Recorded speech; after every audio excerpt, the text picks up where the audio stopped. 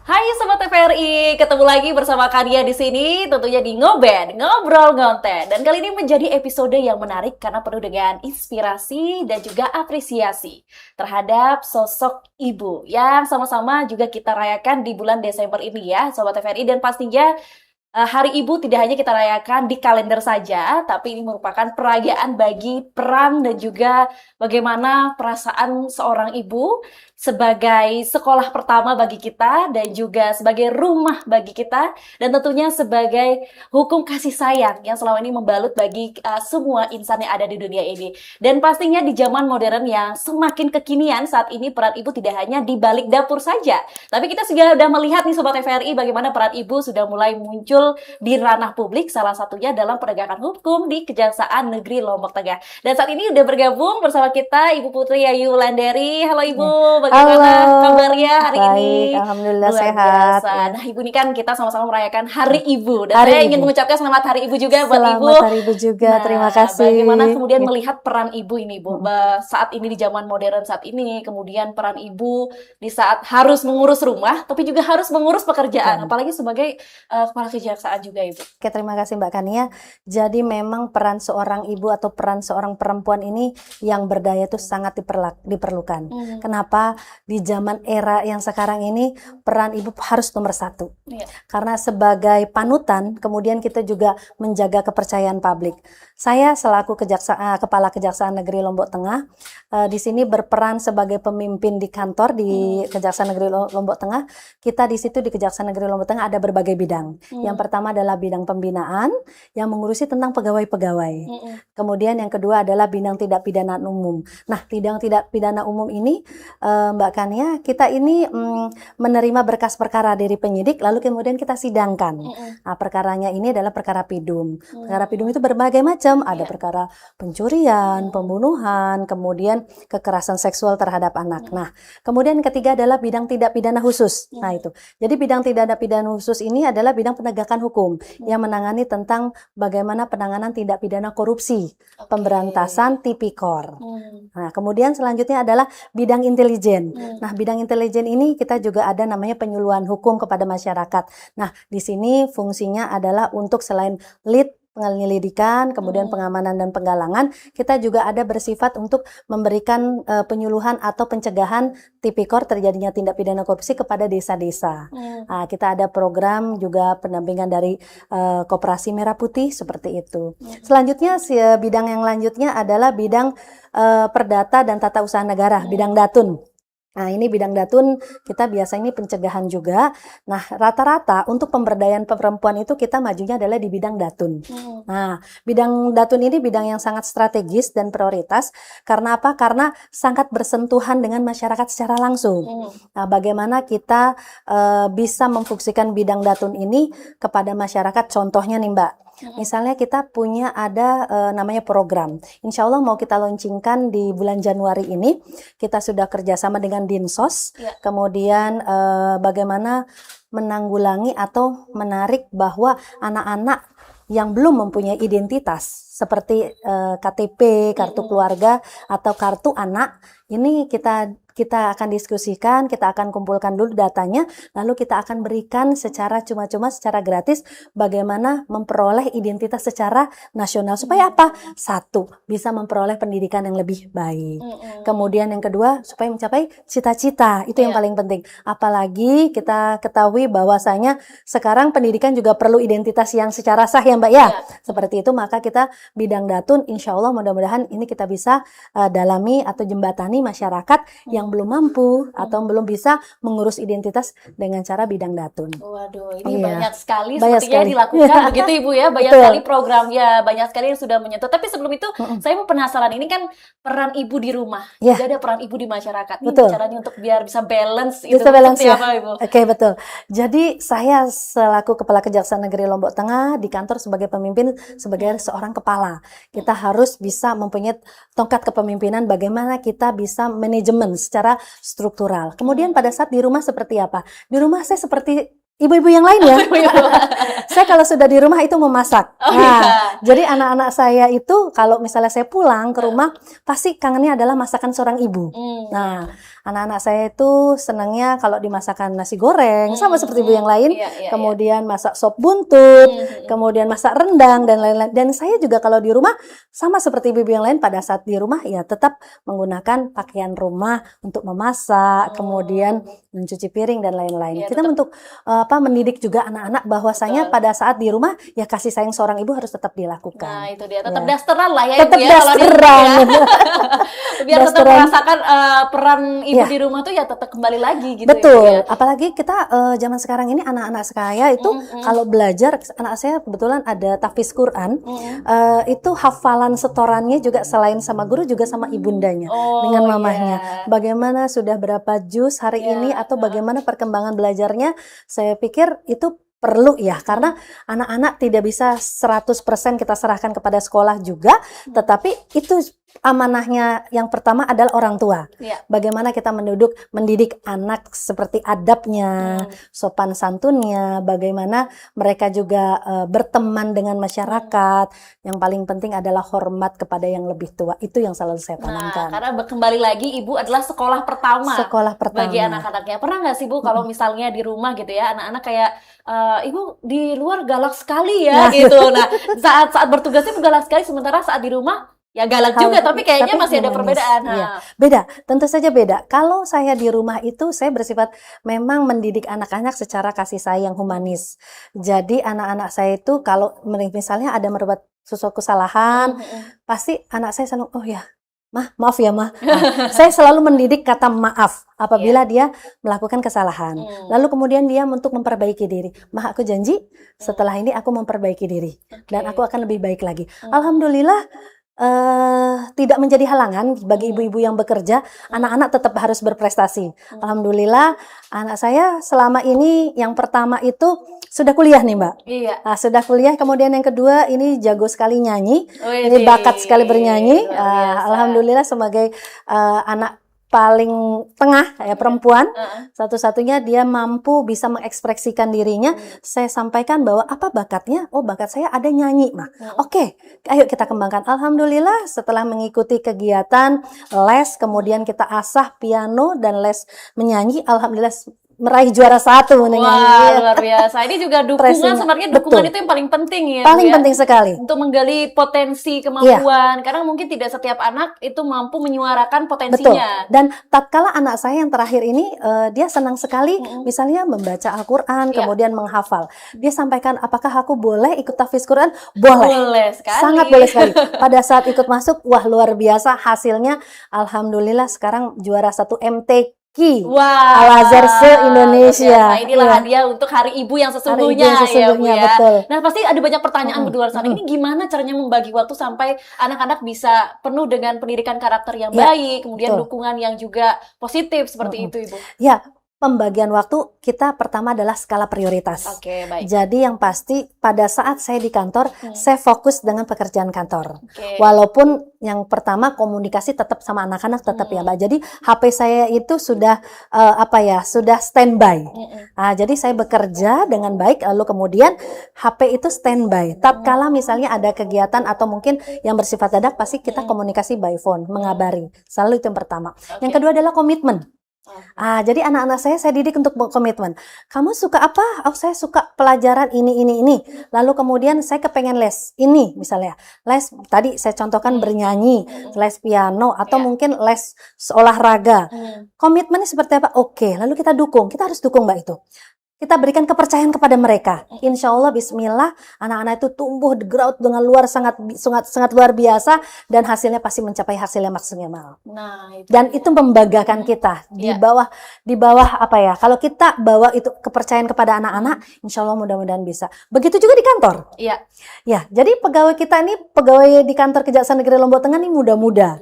Ya, ada kasih datunnya juga ada Iya. muda-muda, kemudian staf juga kita muda-muda sekali. Bagaimana saya juga sebagai seorang ibu dan pemimpin di sini, pada saat kita menangani perkara kita harus bersifat tegas, profesional.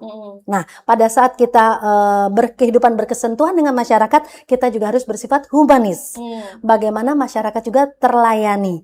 Pendampingan apa kepada masyarakat juga harus terlayani. Nah, itu yang harus kita prioritaskan. Nah, membangun trust itu salah satu kuncinya sebenarnya Ibu. Betul ya. Tidak sekali. hanya membangun trust di rumah sama anak-anak juga gitu ya. Iya. Sebenarnya sama teman-teman di kantor pun juga itu kayak sama anak-anak juga membangun trust. Supaya betul. kerja sama tim itu juga bisa berjalan dengan baik begitu ya Ibu. Betul. Tim kerja yang baik adalah pertama adalah kepercayaan dulu. Nah, itu dia. Setelah kita bangun kepercayaan, yang kedua adalah profesionalisme dalam bekerja. Jadi anak-anak saya di sini di kantor itu punya berbagai bidang. Tatkala bidang datun dia harus profesional di bidang datun. Tatkala di bidang intel dia harus profesional di bidang intel. Tatkala dia menangani perkara tindak pidana umum, dia juga harus SOP-nya harus jelas, profesional. Apalagi tentang penanganan tindak pidana korupsi. Itu semuanya harus tertata. Seperti itu. Dan kita juga memacu. Sekarang sudah ada CPNS yang baru, kemudian calon-calon jaksa kita, tunas-tunas bangsa ini ya harus kita berikan didikan, kemudian bagaimana pembekalan materinya, apalagi mau penerapan KUHP baru yang mulai berlaku tanggal 2 Januari tahun 2026. Jadi kita juga harus mumpuni. Jadi kalau saya prinsipnya, kalau saya menyampaikan kepada anak-anak, ayo disiplin. Yang pertama ibunya harus disiplin. Mencontohkannya ya. Mencontoh. Lebih dulu ya. Jadi saya lebih senang mencontoh. Jadi pada saat saya disiplin, anak-anak pengen disiplin. Sayangnya juga harus disiplin. Itu yang pertama. Yang kedua, saya pengen kebersihan, kerapihan dan lain-lain. Sayanya juga harus bersih, saya harus rapi. Nah, seperti itu. Jadi, bagaimana kita memberikan contoh yang baik harus dari diri kita sendiri. Nah, itu dia. Jadi, nggak cuman persoalan kantor saja begitu, Bu, ya. Betul. Secara moral, dalam artian etika, kedisiplinan, itu juga salah satu yang harus dicontohkan juga harus gitu kan ya. Nah, betul. biasanya bagaimana Ibu memandang sosok pemimpin sekarang itu adalah perempuan, Ibu. Karena kita kan dulu berpikir zaman dulu gitu ya, kalau kita bisa bilang Ibu ya. Zaman dulu yang jadi pemimpin paling laki-laki lagi gitu. Nah, sekarang perempuan dan apalagi sosok ibu yang bisa bekerja multitasking begitu Bu ya, itu juga memegang posisi yang double juga ya di rumah dan juga jadi pemimpin. Ini melihat sosok pemimpin sebagai seorang perempuan tuh gimana itu? Iya, kalau saya melihatnya kalau seorang pemimpin itu perempuan, berarti dia harus siap dengan segala konsekuensinya. Yang pertama adalah harus profesionalisme. Profesionalisme ini harus dia pegang teguh. Pertama pada saat menjalani pekerjaannya di kantor, karena apa? Karena bersentuhan luar biasa dengan masyarakat, bagaimana kita pemenuhan pelayanan pada masyarakat, penegakan hukum yang harus benar-benar kita tongkat komandonya harus jelas. Seperti itu. Tatkala perkara ini harus segera P21, harus segera disidangkan. Ayo ada jangka waktunya, itu harus kita tata. Ada skala-skalanya. Jadi itu yang pertama, profesionalisme. Yang kedua adalah tentang komitmen tadi. Komitmen tadi bagaimana bekerja. Saya punya ada namanya inovasi jurnal harian Adiaksa Lombok Tengah, atau kita kenal Jalan Tengah. Nah, Jalan Tengah ini adalah jurnal Adiaksa Lombok Tengah. Jadi pegawai-pegawai di Kejaksaan Negeri Lombok Tengah itu punya jurnal. Kegiatan apa hari ini? Misalnya, hari ini pertama tadi kita hafal Hari Ibu. Kemudian yang kedua misalnya ada pendampingan hukum. Kemudian 3 adalah tentang MONEF, monitoring dan evaluasi. Yang keempat ini misalnya datang ke TVRI untuk melakukan podcast seperti itu contohnya. Lalu kita sesuaikan dengan buktinya, fotonya, kemudian dengan uraiannya seperti itu. Nah, ini lengkap ya kalau dari pegang sama emak-emak ini jadi tertata begitu ya Ibu ya. Betul. Jadi nggak yang datanya tuh juga nggak kesana kemari dan lebih teratur juga hariannya seperti apa schedulingnya gitu ya. Nah, kalau misalnya tadi kita beralih pada penindakan gitu ya, maksudnya pada apa yang menjadi tupoksi di kantor Ibu. Nah, bagaimana kemudian ketika berhadapan sama perkara? Nah, ini perempuan ini kan pasti kerap kali mendapat stigmatisasi gitu ya Bu ya. Jadi kayak perempuan bisa nggak ya menangani sebuah perkara? Kemudian ini perkaranya itu hukum loh. Mampu nggak ya perempuan? Nah, apalagi sosok ibu yang memang peran dan tugas fungsinya itu sangat banyak kalau bisa kita lihat ya. Bagaimana Ibu? Iya, baik. Jadi kalau dalam penegakan hukum itu tadi saya seperti katakan bahwasanya kita harus profesional. Artinya apa? Artinya pada saat kita menangani perkara, Contoh nih Mbak, kekerasan seksual terhadap anak. Ya. Korbannya itu adalah anak-anak Mm-mm. dan perempuan. Mm-mm. Nah, disitulah kita melakukan edukasi pencegahan. Yang pertama, kita ada namanya program intelijen adalah Jaksa Masuk Pesantren atau JMP. Nah, itu di dia. pesantren ini kita menyusur kepada anak-anak bahwa bahayanya untuk pernikahan dini. Yang kedua adalah bahayanya narkotika. Kalau sudah mengkonsumsi narkotika, otomatis pemikirannya sudah tidak normal. Ya. Akhirnya bisa menimbulkan efek kekerasan yang lain-lainnya. Yang kemudian yang kedua adalah tatkala anak berhadapan dengan hukum, korbannya adalah anak-anak. Kita sampaikan kalau misalnya kalian atau salah satu dari kalian mengalami itu kekerasan seksual terhadap anak, itu harus berani untuk berbicara. Jangan disimpan sendiri, karena anak-anak yang pada saat konteksnya, mohon maaf ya, misalnya dia stres, disimpan sendiri, bisa terjadi frustasi dan mohon maaf terjadi akhirnya tadi adanya bunuh diri atau mungkin dibully oleh teman-temannya, pembullying. Nah, itu sangat luar biasa efeknya. Jadi kita harus edukasi dulu kepada masyarakat dengan cara jaksa masuk sekolah, jasa masuk pesantren. Nah, seperti itu. Bahayanya tuh seperti itu. Lalu kemudian kalau penegakan hukum seperti apa? Kita harus bisa.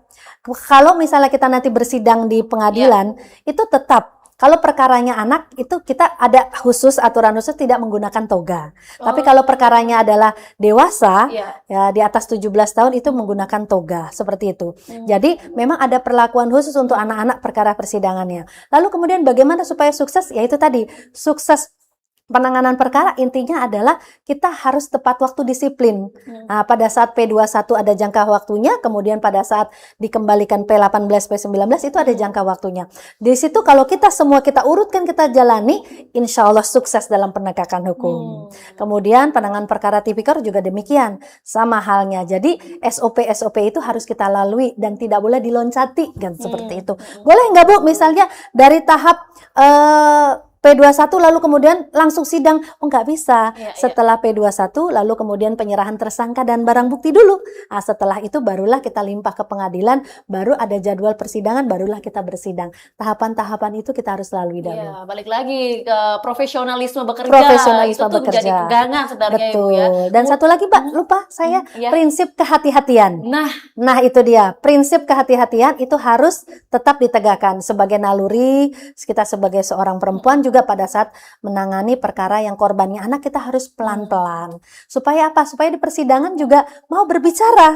Kadang-kala takut, malu, atau mungkin shock gitu ya, atau mungkin merasa tertekan. Ah, itu harus pendekatan yang humanis. Disitulah biasanya saya juga memilih jaksanya yang menangani adalah jaksanya perempuan. Kan seperti itu Mbak. Menyesuaikan dengan kondisi ya. Ya. Nanti saya akan pemilihan jaksanya, untuk kasus perkara ini saya prioritaskan untuk jaksanya perempuan. Kenapa? Karena itu efek sensitifnya anak-anak. Ya, tatkala sentuhan-sentuhan perempuan yang berdaya, perempuan yang harus bisa satu sisi penegakan hukum, satu sisi dia harus bisa kepada korban-korbannya supaya bisa berbicara. Jangan sampai yang kita sidangkan itu tidak berbicara, artinya apa? Nanti akan menjadi kendala. Itu harus kita antisipasi seperti itu, Mbak. Itu kalau misalnya ini pendampingan anak itu ya. Kalau saya pendampingan perempuan gitu, perempuan gimana? Kalau perempuan juga sama. Misalnya, mohon maaf, misalnya tersangkanya itu adalah perempuan, seorang ibu yang punya anak yang masih bayi. Nah, ini juga kita harus ada perlakuannya dengan cara yang khususnya seperti apa? Misalnya dengan cara konsultasi boleh. Misalnya perlu kebutuhan, mohon maaf, masih menyusui. Seperti itu. Ada jam kunjungnya, nanti kan ada boleh izin jam kunjungnya anaknya untuk menyusui, itu boleh Pak. Jadi itu ada perlakuan-perlakuan khusus yang memang ada izinnya dari jaksa yang menangani tersebut. Dan dari sisi kemanusiaannya juga. Kemanusiaannya, betul sekali. Peran ibu ya, Bu, ya. Betul. Nah, kemudian ini kan menjadi tantangan baru ya Bu ya, kalau ketika berhadapan dengan tugas hukum gitu Bu ya. Sosok ibu sendiri ini pasti punya sensitivitas sendiri kan, sebagai seorang ibu juga begitu Bu ya. Apa menjadi tantangan Bu bagi Ibu Putri sendiri? Bagi saya tantangan yang paling di hadapan ini adalah bagaimana kita memasyarakatkan anak-anak kita, baik itu yang laki-laki perempuan, itu dengan cara humanis. Dengan cara humanis itu tantangan yang luar biasa bagi saya. Kenapa? Kita harus sukses nih dengan cara humanis. Karena kalau masyarakat dengan cara mohon maaf, harus dengan penekanan itu tidak bisa. Tapi dengan cara humanis bagaimana nih? Oh ya, dengan cara humanis berarti anak-anak kita bisa kita rangkul. Yang kemudian dengan cara anak-anak kita bisa rangkul, kemudian orang tuanya juga seperti itu. Bisa dia berdisiplin, bisa dia belajar dengan baik, tercapai cita-cita. Bahkan Mbak, kita punya program pada saat kita melakukan jaksa masuk pesantren, kita undang ke kantor Kejaksaan Negeri Lombok Tengah, lalu kemudian kita temanya adalah anti narkotika. Setelah kita berikan materi tentang anti narkotika, lalu kemudian anak-anak kita ajak untuk langsung ada acara pemusnahan barang bukti. Disitulah anak-anak bisa melihat, oh ini barang bukti ini sangat dilarang. Kalau kita mengkonsumsi, oh ternyata kalau misalnya menurut pasal 114 jual beli, pidananya ada sampai pidana mati. Oh iya, pada saat menggunakan itu disimpan di baju, di tas atau di tempat lainnya, terkena dengan pasal 111 Undang-Undang Narkotika. Oh luar biasa. Jadi edukasi inilah yang sangat penting sekali kepada masyarakat. Itu yang menurut saya tantangan kita yang harus kita hadapi, dan kita harus berbagi kepada masyarakat secara edukasi. Kenapa? Karena edukasi itu paling penting. Pondasi paling penting adalah dari edukasi. Seperti itu. Karena orang banyak nggak tahu. Dikasih permen, mohon maaf nih Mbak, permen ternyata bentuknya permen, tetapi mengandung narkotika. Itu sangat berbahaya. Bagi anak-anak yang tidak tahu, ketagihan besok beli, luar biasa. Tidak punya uang melakukan tindak pidana pencurian, atau luar biasa. Jadi akar permasalahan itu adalah misalnya tindak pidana narkotika. Nah ini harus kita berikan edukasi kepada sekolah-sekolah melalui program Jaksa Masuk Sekolah dan Jaksa Masuk Pesantren. Iya, sebenarnya salah satu langkah untuk menekan angka itu tadi juga. Betul, ya Bu ya. betul sekali. Itu. Nah kemudian kalau misalnya kita melihat ini kan banyak sekali sebenarnya dampaknya itu Bu ya, dari yang langkah sederhana aja dengan masuk Jaksa Masuk Pesantren, sebenarnya membranding bahwa Jaksa itu juga bisa deket loh dengan masyarakat. Betul seperti sekali. Itu, Bu ya. Jaksa itu adalah sahabat masyarakat. Jangan Kenapa? takut gitu. Jangan takut. Makanya adik-adik kita undang. Jadi kita program setiap bulan itu kita mengundang adik-adik kita untuk dilakukannya apa? Edukasi. Contohnya adalah bullying, anti bullying. Bullying itu apa saja sih Bu? Oh ya, bullying fisik, bullying secara gadget, secara verbal. Kita akan berikan edukasi. Oh ternyata di grup itu, mohon maaf kalau bahasa kita ngata-ngatain lewat WA grup. Oh itu tidak boleh. Menimbulkan seseorang itu sikap batinnya tertekan. Lalu apa yang tindakannya? Lalu dia membalas membuli orang lain. Tatkala lupa, tak sadar, misalnya dia lagi di lantai atas, kemudian didorongnya anak-anak tersebut terjatuh, menimbulkan kematian. Oh, itu sangat luar biasa. Hal-hal sepele seperti itu tidak boleh disepelekan. Lalu kita berikan edukasi kepada masyarakat, kepada anak-anak. Oh ini loh bahaya dari bullying. Kemudian dari misalnya materi tentang kekerasan seksual terhadap anak. Adik-adik kita juga harus ketahui bagian sensitif mana yang tidak boleh. Misalnya anak-anak dipegang. Kemudian apa bahayanya usia pernikahan dini. Nah seperti itu harus kita edukasi. Supaya apa? Supaya mereka yuk sama-sama semangat belajar, tercapai cita-cita. Apa cita-cita? Oh ingin menjadi dokter, oh ingin menjadi jaksa, oh ingin menjadi presenter seperti Mbak Kania.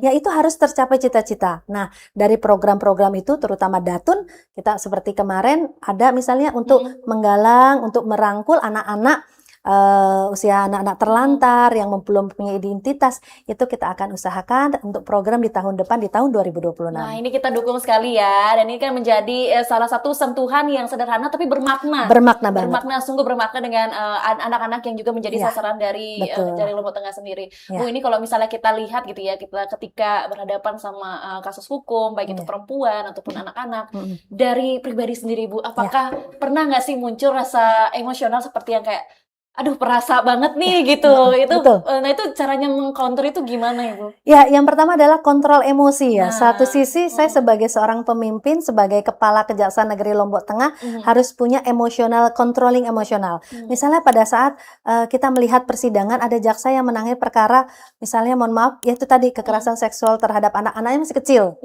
Kemudian dilakukan tindakan yang tidak semestinya kepada tersangka. Aduh, bagaimana caranya ini? Tersentuh ya. Lalu tersentuhlah hati saya. Waduh, luar biasa. Ini emang seorang ibu itu harus membangun, menjaga anak-anak kita supaya apa? Supaya terhindar dari itu semua. Penjagaan anak itu harus mulai dari usia dini.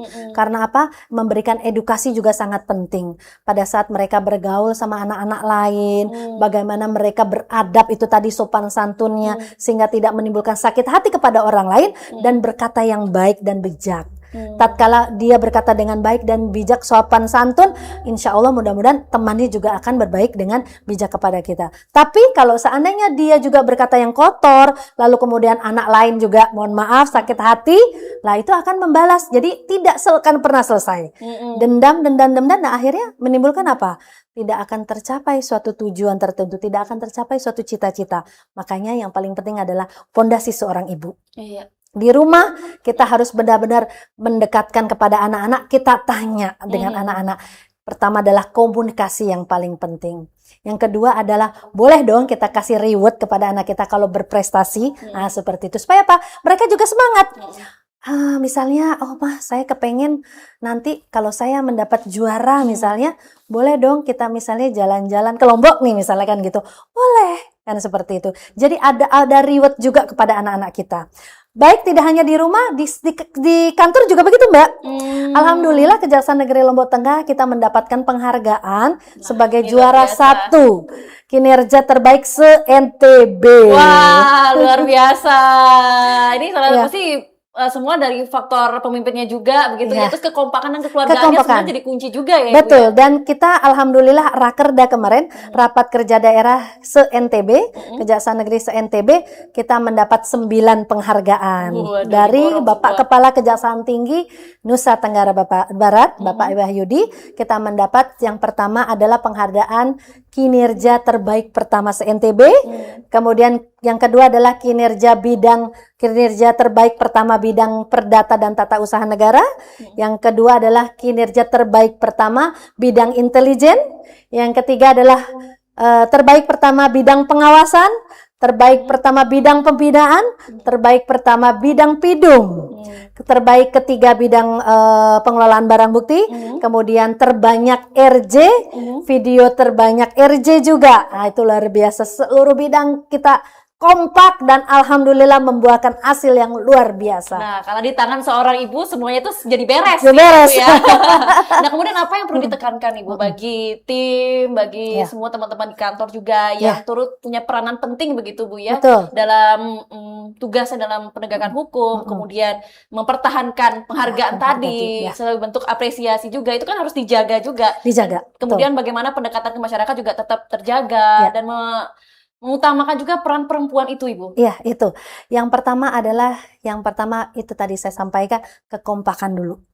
Jadi kita harus punya kekompakan. Yang pertama adalah bidang-bidang yang lainnya. Kita harus kompak. Bagaimana kita memajukan suatu kinerja instansi kalau tidak kompak? Itu sangat sulit. Kekompakan dari sebagai pimpinan, kemudian dari staf, dari jaksanya, kemudian dari staf tata usaha semuanya. Karena apa Mbak? Kita ada laporan bulanan yang harus kita sampaikan ke pimpinan. Itu perlu dengan kecepatan, keakuratan. Nah itu perlu. Karena apa? Setiap penanganan perkara bukan hanya jaksanya yang bersidang, tetapi laporan-laporan yang dibuat staf juga harus cepat, akurat juga datanya dan benar. Seperti itu. Datanya harus benar. Betul. Cepat juga. Lalu kemudian komitmen. Yang kedua adalah komitmen. Jadi setiap pegawai itu kita sudah alhamdulillah Kejaksaan Negeri Lombok Tengah ini sudah WBK. Dari kita punya komitmen penegakan hukum yang profesional, kemudian kita melakukan juga pencegahan juga kepada masyarakat, lalu kita juga bersifat humanis kepada masyarakat. Yang ketiga adalah prinsip kehati-hatian. Prinsip kehati-hatian ini perlu kita temukan, jadi sebagai seorang jaksa, sama staf juga begitu. Pada saat kita misalnya berkomunikasi kepada masyarakat, juga harus berhati-hati, jangan sampai salah yang kita sampaikan. Kemudian yang keempat adalah kita punya rasa disiplin.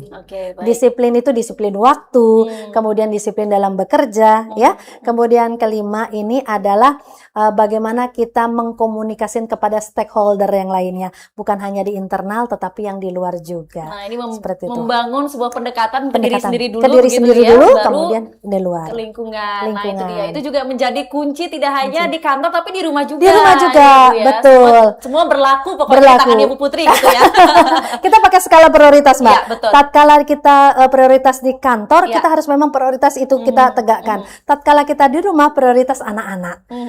Misalnya anak-anak, misalnya sudah selesai belajar, ayo kita mau jalan-jalan, boleh. Jalan-jalan itu misalnya ke mall, kemudian atau jalan-jalan ke pantai. Itu refreshing itu sangat perlu. Mereka juga perlu refreshing, penyegaran. Nah, sekarang kan zaman liburan nih, sedang liburan. Nah, kita tanya mau kemana, mau bagaimana, itu harus kita heart to heart, dari hati ke hati. Membangun kedekatan dan kepercayaan lagi emosional itu harus betul. sangat penting. Karena apa? Anak-anak itu sebagai seorang ibu harus bisa menjadi seorang ibu, menjadi teman dan sahabat anak juga. Tatkala misalnya di sekolah bagaimana? Apa ada yang merasa tidak nyaman? Apa di mana sekolah berteman dengan anak-anak? Nanti dia akan cerita. Nah, itu adalah membangun emosional dan kedekatan kepada seorang anak itu sangat penting. Karena nggak cuma berperannya sebagai bagian hukum aja, Bu ya, kayak psikologis juga berperan ya, Bu sangat ya, tugasnya penting, semua ya. Semuanya. Karena tatkala di rumah misalnya untuk minggu ini mau makan apa? Mama aku kepengen makan sop buntut. Berarti saya harus belanja dulu ke pasar. Saya harus belanja ke pasar lalu kemudian pulang saya masak. Nah, di situ saya dengan tangan sendiri saya masak. Nah, pada saat makan semuanya sudah terlayani seperti itu. Sentuhan ibu itulah yang penting sebenarnya, nggak bisa digantikan dengan apapun sebenarnya, karena ya, Bu ya. Masakan mama itu beda katanya. Kalah hotel-hotel bintang 5 kalah nih, kalau mama yang masak sih enak gitu ya. Kalau masakan ini kayaknya rasanya beda, lebih enak punya mama. Kelasnya udah beda ya, Bu ya. Tapi gimana ketika di zaman kekinian saat ini, Bu ya, memandang ibu-ibu muda atau mungkin ibu-ibu yang berpengalaman yang berdaya saing juga ya, Bu. Yang berdaya bersaing itu pertama adalah itu tadi, pendidikan sangat penting. Karena apa? Karena kalau kita secara global, ya pendidikan sangat penting. Jadi seorang perempuan itu bukan hanya pendidikan yang oke, tetapi punya talenta juga. Kembangkanlah talenta atau bakatnya masing-masing. Karena setiap orang tidak akan sama. Tatkala pendidikan oke, bakatnya tidak dikembangkan, agak sulit juga nih sepertinya, Mbak, untuk bisa berkibar sampai ke dunia global. Tatkala dia punya bakat menyanyi, tatkala dia mempunyai bakat kreativitas, itu harus dikembangkan. Tidak kalah menariknya, dia menjadi seorang pengusaha yang hebat, sebagai investor yang hebat, sampai ke luar negeri luar biasa. Karena apa? Bakat itu setiap orang pasti punya dan pasti ada. Tinggal bagaimana kita cara mengembangkannya, bagaimana kita harus mencari tahu, oh ternyata saya punya talenta di bidang menyanyi, harus dikembangkan. Seperti itu. Jadi kalau memang ingin berhasil, yang pertama itu tadi, Mbak. Yang kedua adalah disiplin itu tadi. Tatkala kita tahu kemampuan kita di sini, kemudian kita kembangkan, harus disiplin, terus kita asah. Jangan pernah putus asa, jangan pernah menyerah. Intinya seperti itu. Tatkala kita jatuh, kita harus bangkit kembali. Tatkala kita jatuh, kita harus bangkit kembali. Karena apa? Kesuksesan itu tidak terbentuk dari proses yang mudah, tetapi harus dengan proses yang terjal, supaya kita bisa menikmati proses dan hasilnya kita nikmati luar biasa. Nah, itu dia pesan untuk saya juga. Terima kasih Bu Putri ya. Pesannya untuk saya juga bahwa tidak ada proses yang instan gitu ya. Tidak ada yang instan. Semuanya harus berjuang.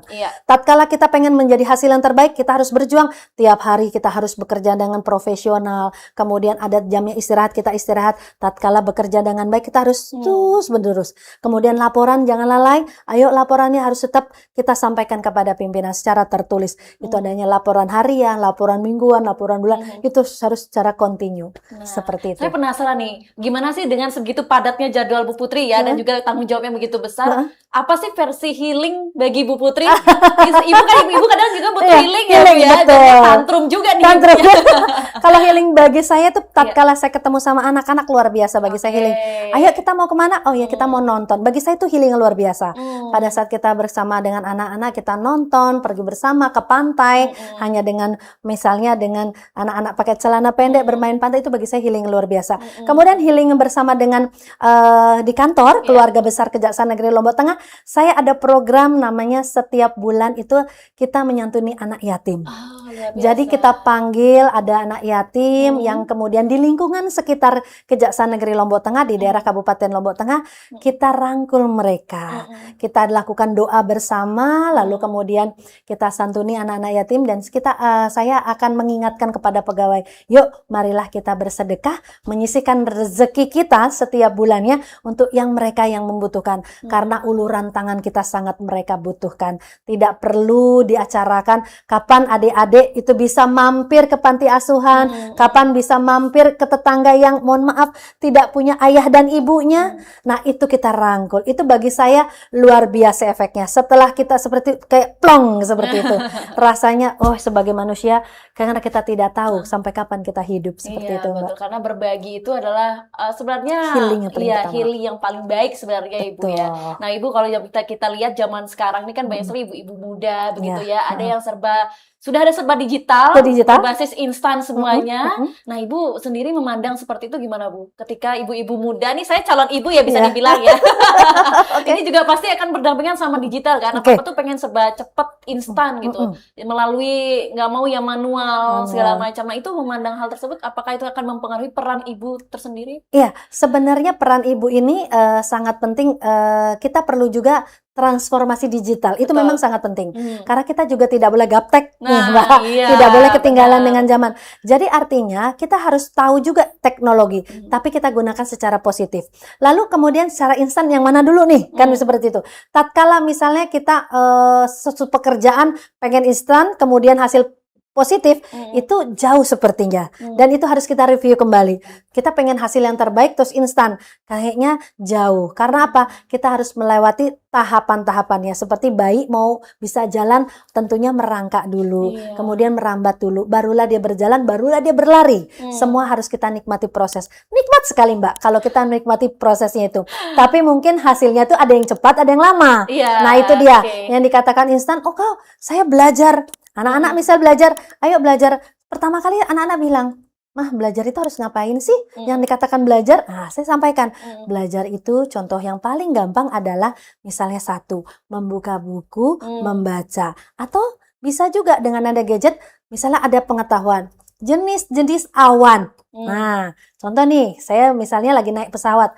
Adik kemarin membaca kemarin tentang jenis-jenis awan. Kalau kita perasan seperti ini, awannya jenis apa? Itu obrolan kecil, tetapi masuk ke pengetahuan. Seperti itu. Jadi, saya selalu masukkan seperti itu. Contoh, setelah kita nonton bioskop, ada anak saya fakultas hukum di UNER ya, namanya Abib. Mas, tadi kita lihat detektif itu. Kira-kira kalau di hukum Indonesia, itu masuknya kira-kira pasal berapa ya? Nah, obrolan-obrolan kecil, sehingga dia memancing kreativitas. Kalau itu masuknya ke tindak pidana mah. Tindak pidana apa tuh? Nggak bisa begitu. Kalau dia melakukan pencurian, itu tidak boleh mengambil barang sesuatu milik orang lain tanpa sepengetahuan. Berarti sudah masuk di situ. Jadi hal-hal kecil itu selalu saya, bagaimana cara memasuki anak-anak itu supaya dia ngerti, paham. Tidak hanya, mohon maaf, misalnya buku terus yang dia baca. Kadang di prakteknya kok beda, misalnya itu. Jadi harus kita sesuaikan. Nah, jadi saya sebagai seorang ibu, saya mengerti misalnya untuk hal tersebut, maka saya edukasi kepada anak saya, antara Abib, Aulia, dan Akmal, itu saya ingin menjadi mereka yang berguna bagi masyarakat. Makanya yang pertama saya didik mereka adalah adab. Bagaimana adab terhadap seorang guru, adab sebagai anak yang lebih tua, anak yang paling tengah, yang kecil, bagaimana berkomunikasi kepada teman-teman sejawatnya, bagaimana berkomunikasi kepada masyarakat sekitar. Itu yang paling pertama. Karena memang vitamin yang paling ampuh untuk anak itu adalah apapun yang diberikan sama ibu gitu ya. Gitu ya. Mau itu omelannya, mau itu nasehatnya, mau itu bercandaannya, pokoknya itulah vitamin yang paling luar biasa bagi anak ya Bu ya. Nah, kalau misalnya menyebarkan vitamin ke masyarakat, ini kan tantangannya banyak sekali Bu ya. Kalau kita ngomongin masyarakat di Lombok Tengah, dengan kehadiran jaksa juga masuk ke setiap lini masyarakat, ini kan pasti fluktuatif ya, situasi dan kondisi masyarakat. Untuk mengimbangi Ibu, kondisi-kondisi yang ada di masyarakat dengan kasus-kasus yang juga ditangani itu seperti apa? Di Lombok Tengah ini kasus yang paling tinggi adalah memang narkotika, Mbak. Jadi makanya dengan cara edukasi yang sangat penting, mungkin di sini nanti kita yang sudah kita lakukan adalah jasa masuk pesantren dan masuk sekolah. Nanti dalam waktu dekat kita juga akan menyisir ke masyarakat-masyarakat bagaimana sih caranya, bahayanya terhadap narkotika. Nah, kita ada program ke desa-desa nih. Nah, nanti pada saat ke desa-desa kita juga akan memberikan edukasi itu. Contoh, kita sudah MOU dengan Universitas Mataram dan dengan kepala desa sewilayah Lombok Tengah. Ini kita sudah MOU. Nah, nanti misalnya cara tentang kebersihan lingkungan, bagaimana membuat peraturan desa tentang kebersihan lingkungan, bagaimana peraturan desa terkait dengan pencegahan tindak pidana korupsi. Nah, hal-hal itu yang menjadi potensi kita bagaimana mengedukasi, karena desa itu lini terkecil. Betul. Nah, itu kepada masyarakat kita menggandeng dari desa-desa. Seperti itu sih, Mbak. Nah, kemudian Bu, kalau melihat sebegitu kerja keras yang dilakukan oleh Kejaksaan Negeri Lombok Tengah sendiri, Bu, ya seperti apa respon dari masyarakat sendiri, Bu, dari jaksa masuk pesantren, masuk sekolah? Iya, alhamdulillah Mbak, dan alhamdulillah kemarin kita juga mendapat apresiasi dari Kementerian Provinsi, Kementerian Agama di provinsi sebagai salah satu tokoh yang bisa mendampingi masyarakat dalam hal tadi jaksa masuk pesantren ini peduli terhadap pesantren, karena saya rasa di sini bukan hanya kita sebagai aparat penegak hukum, tetapi khususnya pada masyarakat juga. Jadi masyarakat pertetangga juga harus peduli kepada tetangga yang lainnya. Itu responnya luar biasa, sangat positif, dan kita sudah kumpulkan kepala sekolah sewilayah NTB beberapa bulan yang lalu dan mendapatkan respon, dan insya Allah mereka juga akan ingin diundang kembali. Kemarin itu kita dilakukan di ballroom kantor Bupati, dan alhamdulillah mendapat tanggapan yang sangat positif, dan malah minta diundang kembali. Minta diundang kembali dalam event selanjutnya dengan materi yang berbeda. Nah, ini akan kita selalu kembangkan. Mungkin sasarannya bukan hanya kepala desanya, nanti anggota perangkat desanya, seperti itu. Kemudian masyarakatnya kita akan undang sewilayah Kabupaten Lombok Tengah. Oke. Nah, kalau kita berbicara kan bentar lagi pergantian tahun ya, Bu, ya. Sebagai salah satu pemimpin yang juga pastinya sangat disorot karena perempuan begitu, Bu, ya. Seperti apa next planningnya, Ibu, di tahun ke-2026 ini, selain tadi menjalankan program baru, kemudian apa lagi yang akan disasar oleh Kejaksaan Negeri Lombok Tengah ini? Ya, untuk selanjutnya kita akan melaksanakan program secara berkelanjutan di bidang-bidang lainnya. Yang pertama itu, yang kedua adalah kita terus melakukan inovasi, perbaikan dan masukan dari masyarakat sekitar. Kira-kira apa sih yang perlu kita monef, apa sih yang perlu kita tambahkan, apa sih yang perlu kita perbaiki. Selanjutnya yang ketiga adalah kita akan Jaksa Peduli Gizi Anak Nasional. Kita ada program namanya Jaksa Peduli Gizi Anak Nasional. Bagaimana kita akan pemantauan kepada dapur-dapurnya, kemudian bagaimana distribusinya kita kawal. Kemudian kita juga kunjungi bagaimana adik-adik ini merasakan apa sih keuntungannya, merasa bagaimana perasaan mereka tatkala memperoleh makanan yang bergizi. Itu yang selanjutnya. Kemudian yang paling penting adalah bagaimana kita bisa memasuki masyarakat secara baik, akhlakul karimah, kemudian mempunyai prestasi yang luar biasa. Kita akan mendorong dari desa-desa yang mempunyai prestasi, yang mengelola anggaran desanya secara baik, dan kita akan lombakan. Kebetulan kita ada lomba dengan Kejaksaan Agung, kita akan memilih salah satu desa yang terbaik, video terbaiknya nanti. Wah, luar biasa. Ini kalau udah di tangannya Ibu Putri, ini memang beda ya, inovasinya akan terus. Ini bisa menjadi salah satu bentuk motivasi juga, begitu Ibu ya, bahwa perempuan itu punya wadah dan punya ruang untuk berkarya dan melakukan sesuatu yang justru luar biasa juga dampaknya. Betul. Nah, kalau melihat Ibu suara perempuan atau mungkin keberadaan perempuan, posisi perempuan itu di ranah publik gitu, Bu, seperti sebagai seorang pemimpin, sebagai seorang tokoh publik juga, itu bagaimana Ibu Putri memandang hal itu? Iya, saya memandangnya sebagai sesuatu hal yang perlu kita kembangkan dan jangan perlu takut. Kita perlu dengan keberanian, brave. Karena bagaimana kita bisa berkibar, bagaimana kita bisa menjalani suatu pekerjaan kalau kita terus dipenuhi dengan rasa ketakutan. Yang pertama adalah penuh dengan keberanian, prinsip kehati-hatian, dan kita mengetahui bagaimana prosedur-prosedur yang berlaku. Jangan ada prosedur yang kita salah gunakan. Jangan ada prosedur yang kita langkahi, tetapi ikuti prosedur itu dengan baik dan secara tertata. Itu. Jadi memandangnya kita perlu nih sebagai seorang perempuan yang berdaya, mempunyai kompetensi yang mempunyai komitmen yang kuat. Kita perlu suarakan bahwa perempuan berdaya terus maju di Indonesia. Wah, luar biasa. Dan ibu yang cerdas juga akan menciptakan generasi yang cerdas juga ya. Nah, apa menjadi pesan ibu bagi ibu-ibu di luar sana yang juga survival juga ya, baik itu dengan potensi dan dengan profesinya masing-masing. Ada yang mungkin memilih untuk di rumah saja. Itu juga tugas yang luar biasa. Nah, itu apa pesan yang ingin disampaikan, Ibu? Pesan yang ingin saya sampaikan, apapun profesi seorang ibu itu tetap mulia. Dia bekerja di luar ataupun menjadi ibu rumah tangga, suatu pilihan yang bijaksana.